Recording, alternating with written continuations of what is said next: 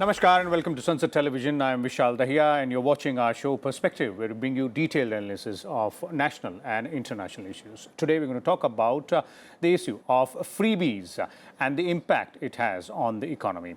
In fact, Supreme Court has said that there is a need for an apex body consisting of members from Niti Aayog, Finance Commission, ruling and opposition parties, the RBI and other stakeholders as well, for suggestions on how to control freebies by political parties during campaigns. Hearing a plea against the practice of political parties promising freebies during elections, the Apex Court bench headed by CJI N V Ramana said that this panel is required to determine the pros and cons of freebies, as these have a significant impact on the economy. Prime Minister Narendra Modi has also raised his concerns on the practice of using freebies for votes at the cost of long-term development. Recently, PM Modi had flagged this particular issue while pointing to the mounting dues of power distribution companies or power discoms as a looming crisis. According to a study based on the data of major financial assistance, cash transfers, utility subsidies, loan or fee waivers and interest-free loans announced by the state governments in their respective budget speeches, the expenditure on freebies range from 0.1 to 2.7% of the GSDP for different states. So what exactly is the concept of freebies and how do they impact the overall economic situation? For more on this, we're joined by a distinguished panel today. Let me first introduce them to you, beginning with Mr. Amarjeet Sinha, our former advisor in the Prime Minister's office, is with us. We also have with us Sandeep Fukan, a senior journalist. Welcome, both of you gentlemen. I'll begin with you, Mr. Sinha. And as I was saying, let's start by understanding a bit more about not only the scope, but also the concept of freebies. What all constitutes freebies? How do you define it? Basically, any developing nation, resource needs are there for infrastructure, for human development, and for removing, say, the asset base of the poor or for social protection. Now, in this whole exercise, resources are never infinite. There's a finite amount of resources that you have. And if the resources are finite, and given the requirements for developing nations to grow faster, as also to secure higher levels of well-being for its citizens, somewhere or the other, prioritization is a necessity in public policy. Democracies, by very nature, cater to constituencies, to voters. And from that perspective, democracies always have a challenge of balancing what the state performs in terms of what the demands of the citizens are. Okay. So from that point of view, the notion of freebies is a relative term. It's relative, but there are priority areas which you have to learn from how other countries have moved forward. And that's where prioritization becomes important. The East Asian miracle that we talk about, why South Korea and others have moved forward so quickly, all studies indicated the role of, say, human development and a proactive state, which means that you can't afford to neglect human development. Likewise, our country has sizable infrastructure deficits and asset base of the poor in terms of housing, in terms of electricity, in terms of safe cooking gas, in terms of sanitation, in terms of roads, in terms of credit availability and so on. So clearly, anything which removes the asset deficits of deprived households adds to the overall economic activity and to a more equitable and inclusive society and development. Okay. So from that point of view, clearly infrastructure, asset base of the poor, and the third sector, the social protection that I mentioned about, for example, very large number of non-literate and non-skilled people are very old and infirm. So we need to provide pensions for them. That's not a freebie. That's a requirement of the system. Okay. A welfare state has to do that.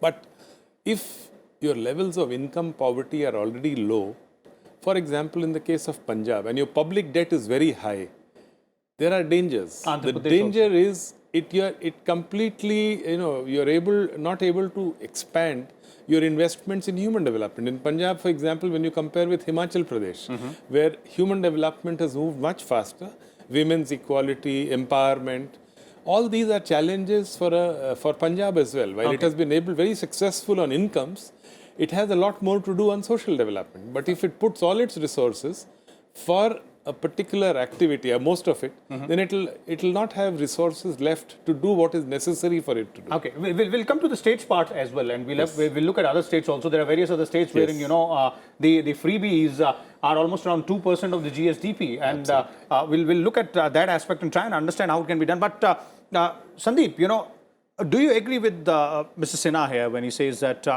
freebies is a relative concept? And when we say relative concept, of course, we will have to prioritize.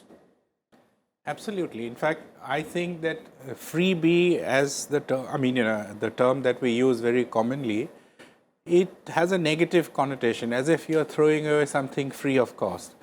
I don't look at it like that at all. It entirely depends. Do you use, when you give tax waivers to industrialists, you call it what? A stimulus package, right? You don't call it freebie, you call it stimulus package. What is the argument behind stimulus package? That the government of the day will take a hit in terms of revenue. We will earn less revenue, but the money that you save on paying revenue, you create jobs, you increase your productive capacities, you give more employment. You spurn the economy. Turn, you spurn the economy. Now, freebie is for whom? Freebie, and as we all know, there are no free lunches. At the end of the day, somebody is picking up the bill and it's the taxpayer. And even the person who gets something free, he or she, when he buys something, he pays indirect tax, GST, and that is also sort of partly funding whatever he has got from the government. To the revenue of the government. I totally agree with Mr. Sinha when he says that, when there are resource deficits, you have to the government has to be judicious in terms of giving access to health, access to education, access to, housing. It's only when you build their bases, only then you can say that, yes, this household has come up out of the poverty line and, the members can now earn better or perhaps compete better in the society. So, but when you talk about freebies by a political party, let's not pretend here that any political party is going to say, no, we are not going to do freebies. Look at the Uttar Pradesh elections. One of the biggest things that came about, you had a new constituency of Labharthi, or beneficiary. And who are these people? These were people who were reeling under loss of income because of sudden lockdown, because of corona, because of loss. They were not involved or engaged in any kind of productive capacities. Okay. So the government of the day decided that they will be given certain amount of ration-free, edible oil, pulses, etc. And that sort of endeared the voters to the ruling party. So, in fact, Labharthi became a constituency in itself. So, I think the term freebie that we use is essentially before elections, when any political party comes and says, we'll give you free color TV, we will give you this, that. I think one should not look at, it's a very thin line actually. Frankly, Vishal, it's a very thin line between what you call a welfare politics or welfare economics and what you call a freebie. So it's a thin line. If you can make outrageous promises as a political party, but as and when you come to power, you have to, come good on those promises, and whether the state can deliver. And, Sir cited the example of Punjab, and that's a case in point. Indeed, we saw that in the run-up to elections, free electricity was... That's more important, as Sandeep is pointing out, that it's just not about, the political party or, the government of the day delivering on what it promised perhaps during the elections, but also whether or not the system or the coffers can, support those particular promises. But coming to that part, and then, going back to what you're saying earlier, Mr. Sinha, when we're talking about a thin line, as Sandeep was referring to, how do we draw that line? Because there's a huge gamut of subsidies. There's a fertilizer subsidy, there's a power subsidy, there's a subsidy to farmers, there's a subsidy on other things as well. And, as Sandeep was pointing out, stimulus packages for the industry, for the business houses as well.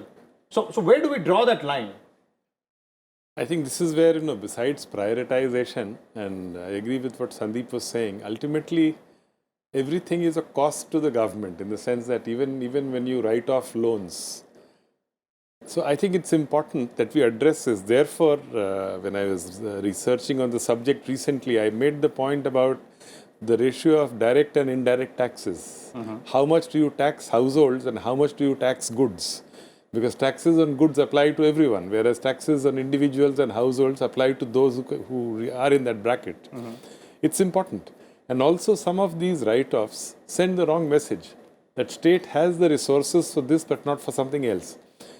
But what has to be borne in mind, that if my subsidies, if the state's subsidies are actually leading to perverse incentives. Now, for example, a lot of people say that reforms in the power sector don't happen because of perverse incentives. When the distribution and the generating unit, all of them know that states will come forward to pay the bill, then there is no incentive on anybody to reduce or improve the efficiencies of the system. So one is a question of this. The two is, unlimited access to everybody.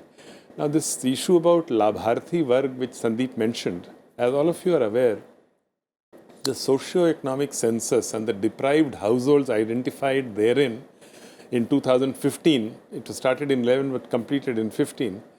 Now, those deprived households are common for all the programs. Ujjwala Gas, Pradhan Mantri Awas Yojana Gramin, Pradhan Mantri Jan Arogya Yojana, the program Saubhagya for free electricity connections. Even the National Food Security Act, in about 8-9 states, they used a socio-economic census. In others, they have used other databases as well. But the important message there is that that also is not a universal program. NFSA, the free food grains, is for 50% of the rural population overall, nationally, and about 75% of the rural population and 50% of the urban. 3/4 of rural and half of urban, which is sizable. They are the ones who got the free grains. The aim there is, again, not a universal program of freebies. So freebies has something to do with universality as well. When what is public welfare comes in the realm of freebies, if you provide it even for those who don't deserve to get that, they could buy on their own, or where it interferes with the efficiency or effectiveness of that intervention. So both factors have also to be borne in mind. Having said that, it also depends on the economic capacities of states. There are some states which have attracted large investments, where even though the debt is high, they make it sustainable simply by ensuring increases in revenues. So returns on investments become important, whereas there are other states which are not able to attract enough investments. So as a consequence, in a manner, freebies become relative as well. If the capacity of the state is to provide many things and still remain sustainable on the public debt, that's a different challenge. But whereas, when you have these issues of very, very high public debt interfering with the ability of the state to do the right things, then naturally there is a crisis. Okay. Sandeep, this looks like everything is a bit complicated, but it's interconnected. And when we're talking about drawing the line, as Mr. Sinha was referring to, there needs to be a lot of factors which need to be kept in mind. And of course, prioritization is one, but the other is also to focus on the socio-economic aspect. Absolutely. See, some of these freebies that we come across are also incentives. For example, many states, including my home state of Assam, Bihar, so many other states, have promised that whoever passes out from the state boards, children, if they get a certain percentage, 60% or 70%, they get a free computer. Or now it has gone up to scooties. So now I think that free computer, there must have been a logic to the announcement, and the logic is that at a time, and Corona has just shown us what technology can do, and and the digital divide. So those of us who had access to computers could easily sort of not see our children having disruptions, but households where they could not have access to computer or a smartphone, their children had to face disruptions in their academic pursuit, in their education. So there is a logic that people from economically marginal backgrounds, they will come up. They may not be able to buy a computer, so the government gives them a computer, and the student, that's an incentive. But if you start giving it to just about everyone, then that's a freebie. You have to make that distinction based on income criteria, based on socio-economic background, and then but that is not how it is. We've seen, I don't want to name parties, political parties here, but we've seen elections down south where you had television. So one party promised television, the other one said, no, we will give you color television. So one party promised pressure cooker, so someone else promised something else. So at the end of the day, Vishal, I think what is very important, and it's for policymakers and it's for the Election Commission to look at it very carefully, does it actually impact the level playing field in elections? Okay. Because the government of the day can always deliver on the promises because they have the access to resources of the state. But a party that is in the opposition, they can only make promises, and it's natural, it's human for a voter to think, जो मिल रहा है उसे ले लेते हैं, वो आगे मिलेगा या नहीं, who's seen. And this is across the board. Counter promises will be notch up higher, and that would again have a lot of impact on the state exchequer. One in hand is better than two what is being promised, right? I mean, but that's a very, very significant point which he made, and if we, since we, trying to understand the freebie culture, the impact it has on the economy, and looks like for most of the part, there seems to be in the long run sort of a negative impact when we are looking at various sectors. There is a positive impact as well when we look at the social aspect of it, and of course a particular strata of the society or the citizens. But you go deeper into the genesis, and as Sandeep was referring to it, it all starts with promises made during elections. So therein comes what needs to be done. So it takes us back to that much debated concept or idea of electoral reforms. No, in fact, that's important, but not. I would look at it in a larger frame. It's also about better governance. How can we make competing politics good economics as well? Or how can we make good politics, good social development as well? I think if I could illustrate with examples, say, our entire thrust on the livelihood mission, the women's self-help groups, just as one example, where essentially what we have been trying since 2011-12 and more so in the recent years, because this is what worked in the southern Indian states in bringing down poverty, where women's collectives are formed and how women's collectives play a role. Of course, in their formation itself, adolescent girls going to high schools and higher secondary schools makes a difference. The fertility rates come down when they go to high schools and higher secondary schools and higher education. The collectives get formed, and if they've done high school, they are able to also acquire vocational skills. Therefore, say in states like Tamil Nadu, you find that the employability is much higher. Investments always go to that state because you have a human capital available which is willing to work. Even the women's participation rates are higher than the national average. Likewise, along with this, when you provide credit or enterprise to these community collectives, it makes a difference. Okay. Now, what has happened as a consequence of it, over the last 7-8 years, we've pushed very strongly the rural livelihood mission all over the country. Today, my own home state of Bihar, one thing I'm very proud of is the Jivika movement, where women have come together. The expenditure on this mission is not very high because it doesn't believe in subsidies. Everything is against a bank credit. But that enterprise, and that's where I think what makes a difference is you have to look at interventions from the context of this frame, where frugal innovation leading to major transformations. So now, push given at that stage is what delivers more. That's right. Than given at particular. But going back to the original question, Mr. Sinha, and in terms of what broad yardstick should be applied? 1, 2, 3, 4. How should we look at? Social structure is of course one. Social support is another. And as you're pointing out, putting in money where it delivers more results. Yes. That's why, in a manner, I mentioned about 4 sectors in the beginning, because that's where our deficits are: infrastructure, social protection, human development, and the removing the asset base of the poor. Now, this in a way is a broad thrust that most developing nations need. Different provinces and states are at different levels here. But having said this, given our governance deficits in, say, schools, government schools, given our deficits on the health system, we've seen it in COVID and Corona, how while the vaccination did very well, it's a record that we've been able to push so much of. It happened only because we had a pipeline available in the system for vaccination. But a similar, the thrust on public health, which everybody is realizing after these pandemics.